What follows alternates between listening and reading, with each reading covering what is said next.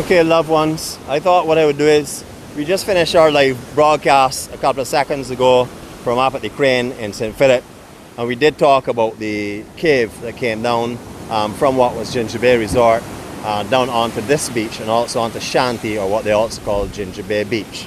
So rather than leaving you in suspense as to what it looks like, I'm going to actually do a high resolution video for you of here, because we're unable to do a live broadcast because of a lack of signal. So this is what we can offer you today. So get ready for your experience. We're going to be walking through the cave at the Crane Beach. Here we go.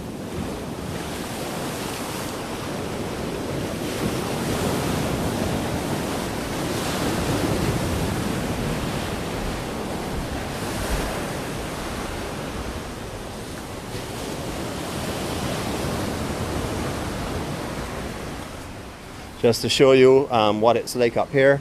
All of this driftwood would have washed in here in the last big hurricane swell or storm swell that we have had, because up in here was clear a couple of months ago when I walked through this section.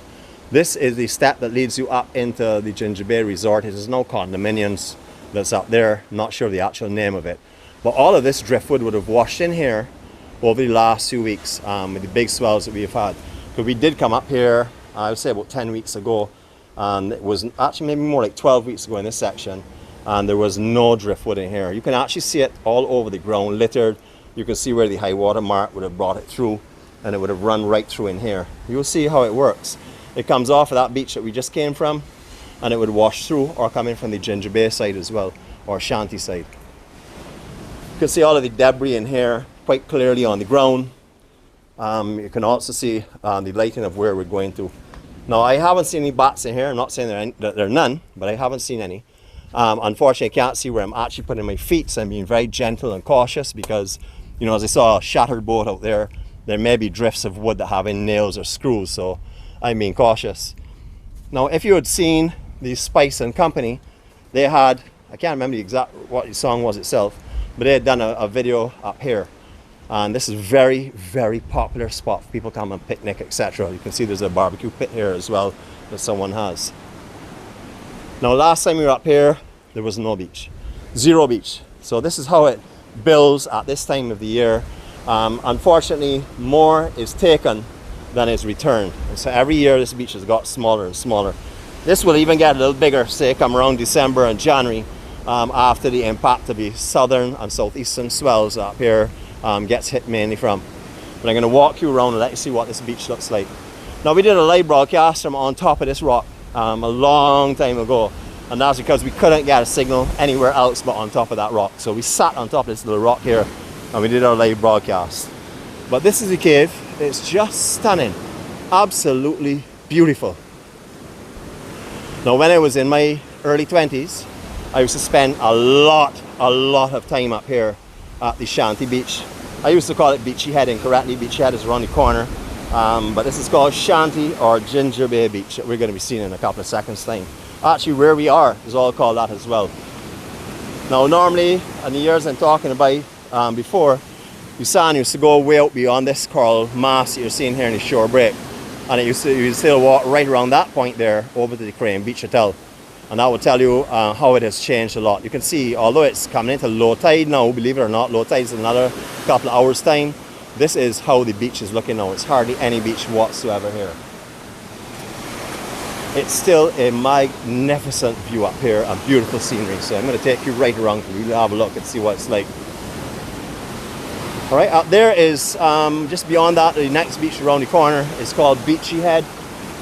We've been to that a couple of weeks ago. We're going to go around this rock here as soon as that tide or this swell goes back a little bit and see what it's like over here. I still see some of the wood actually floating out here from the wreck. What I want to show you this side for is to show you how many trees were here and how bad it is on this section of the coastline right now. It is terrible. Now, these trees here, I have some photos of my angels sitting on some of those trees with beautiful artwork that was carved on them. The furthest out tree there was all sand. There was sand in a direct line between me and that cliff now. That's how big this beach used to be in the days gone by. And on really good conditions, there was sand right out to this rock, but like a little bit of a cove here that used to be affected by the seas. But just beautiful, beautiful place. Stunning. Got a little bit of high surf here, so I'm just being very cautious. There's really nowhere to run. So you have to be very careful and make sure you keep the camera safe, of course. That is paramount right now. All along here was a massive beach. You could actually play beach cricket out here. It was that big. And as you can see, these steps in the distance here, I'll just give a little zoom. Don't want to zoom it too much and lose the quality of it. Those are the steps you should be able to walk down to the beach on. That's where all the beach was built up, right down to those steps. You just stepped off maybe 2 or 3 feet and you were on sand. So that is the volume of sand that's moved from out here. Not just the width of the beach, but the actual density of the beach has gone completely. As I said, all up in this area here where you see all of these trees was all shaded area. There's a little cave by where you see the guy there. You'll see him flicking his hand and stuff. What he has is he has probably a dead fish in his hand, and he's flicking water off it onto the sand, and that is when his sea cockroaches will come up to get at it, because I think there's a dead meat on the sand, and they'll come up and he will catch them. Sea cockroaches are what a lot of fishermen will move along this area, because it's live bait. You know, you put it on the hook, you throw it off, and it actually moves in water and attracts fish. So very, very popular bait for fishing on these cliffs along here, or in Barbados for sure. Not sure if it's all over the world or anywhere else in the Caribbean, but I know here for sure it's used, because I used to do it as a little boy as well. I want to just share with you this beach, let you see what it's like. You know, we talked about it just now from the other side, and I know that some of you were here maybe 20, 30 years ago, have not been since, and you were probably on this beach, and now you can understand what I continuously refer to about the erosion in Barbados, how it is just really, really bad. Now, as I said before, sand is going to come back. There will be a much better beach here over the next few months. However, as you can appreciate, there's no way that this beach will ever get back to what it was. Well, not in the next few years anyhow. I guess it could happen in stages, but these trees here are gone. Everyone is dead now. There's not a surviving tree on this beach itself. A lot of you that go on one of my friends Mario's tours will know this beach as well, because we've taken pictures from on top of the cliff. I know this is one of his favorite photo stops as well, but you will now see how bad out here is, because I know if you've been here over the years, you will probably got some pictures with the casuarina trees or with foliage on this beach, but there is no longer happening here. I don't like to just tell you about stuff that, you know, I see. I like to show you it. I like you to experience what it's like. I like you to come around here. You know, this morning I was telling you about how the beach out here wasn't existing, and about how it was, you know, very rough conditions over here, etc. You know, that's easy for me to say, but I need you to feel it and understand what I'm talking about, because it's very important that you not just hear about Barbados, but that you see Barbados. That is what the EMC does. Our mission is to show you the things that you would not normally see. We go everywhere in this island without exception. We've covered all of the coastline, from the Arawak cement plant via the west coast, through Bridgetown, through the towns as well, through Whole Town, Bridgetown, right up along the south coast, through Oysterstown, right around the southeast, Long Beach, right around here, all around to Bell Point, and then we've gone right to the beginning of Concept Bay, where we have stopped, because I wanted Concept Bay's sargassum to clear up, because it's such a beautiful, beautiful beach out there. I want to share that to you when it's in its best condition. And then we did from Bath Beach right down to almost the entire length, down as far as lakes, or pretty close to lakes, or Long Pond, over on the east coast of the island. And then we have done from Pico Tenerife right around to almost right around to Animal Flower Cave, with a couple of little pockets. So you've seen we've taken in everything, but we haven't stopped. We are now starting. Our explorations of Barbados are just beginning, and that is because this is what we're going to do as friends and family when you start to arrive here. We're going to take these walks together. We're going to broadcast our walks, let people around the world see how you're enjoying it, have a different perspective from your point of view, you know, from someone, whether you're a part-time Bajan or whether you're a first-time visitor. I want people to understand how you're feeling. I want them to see how this beauty and this serenity and peace actually affect you. So therefore, you're going to have all of this here to join with me. All you need to do is give consent to take any vlog. Now, people have asked me, can you go on tour at 10 o'clock? Can I carry? Well, folks, the honest truth is, my journey from God is on a morning, daybreak on a morning with my family. The rest of the day I spend, whether it be 6 hours, 8 hours, 10 hours, is irrelevant. The rest of the day I do nothing but spend time with you all on your comments, sharing my care and my love for you all, just as you all did while I was doing my broadcast. And that is what my journey is. You know, I have had requests to come and do different types of functions and stuff throughout the day, which would have meant that I couldn't do the morning lives. We have made a couple of exceptions for for very special people and for very special situations. But mainly, this is the focus. It is the morning blasting of the beauty of Barbados to the world. And what I want is for you all to come and join me.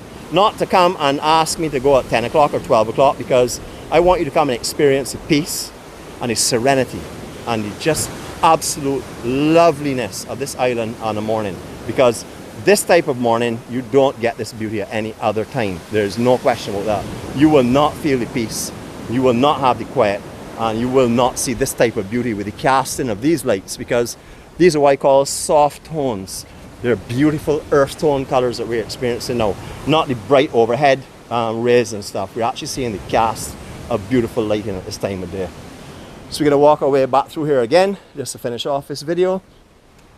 I hope you've enjoyed that little excursion with me. I will be putting this up today onto YouTube. I will tell people about it. I will put the link in our end of the day report so that you can find it.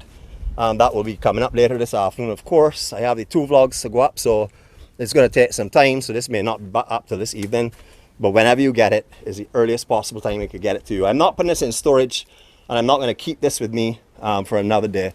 I'm going to show you this today for sure. This sort of like adds on and enhances our life, because it takes it to a section that we can't do because of a lack of signal. But because we don't get the signal doesn't mean you're not to see Barbados. That's a joke. You're going to see all of Barbados with me and enjoy all of Barbados with me.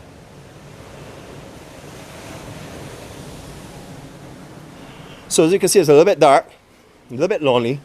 So this is why I recommend coming with a few people. Now you can do this here, a couple can do this, but when you're doing it, don't lag around. Come through, take your pictures, and then leave. Don't open and offer anyone an opportunity that they may be looking for. That's all I'm going to say. And no, this is anywhere in the world. I'm not telling you something that is unique to Barbados. Anywhere in the world where you're from, in your own hometown, there are certain areas that you would exercise extreme caution.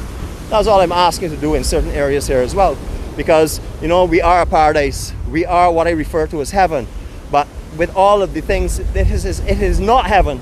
You know, so there's always the opportunity for someone to come along and make it a little bit more difficult and challenging for you in the day. So we just like to warn you about that there. And you know, they always say, you know, being forewarned is the most important thing in life. And that's what we want to do, because why? We are the EMC crew, and that is what we do.